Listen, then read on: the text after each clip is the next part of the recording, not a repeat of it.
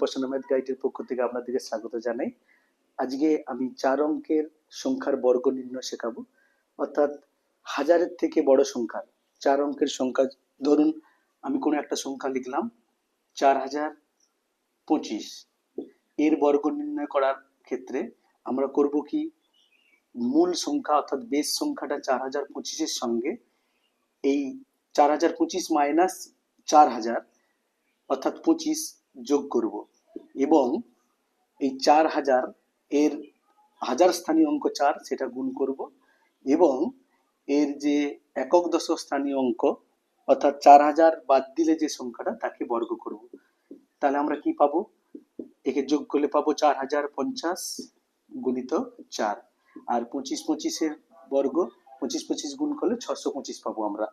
এবার আমরা 0 5 4 20, 20 শূন্য হাতে রইল 2, 2 বসলো 4 4 16। যেহেতু এখানে 3 অঙ্কের সংখ্যা রয়েছে তাই এখানে যোগ হবে না, যদি 3 এর পরিবর্তে 4 অঙ্কের সংখ্যা থাকে তখন এক্ষেত্রে এখানে যোগ হবে। তাহলে আমরা পেলাম কি, এই সংখ্যাটা। তাহলে 4025-এর বর্গ আমরা সহজে কম সময় নির্ণয় করতে পারলাম। নমস্কার।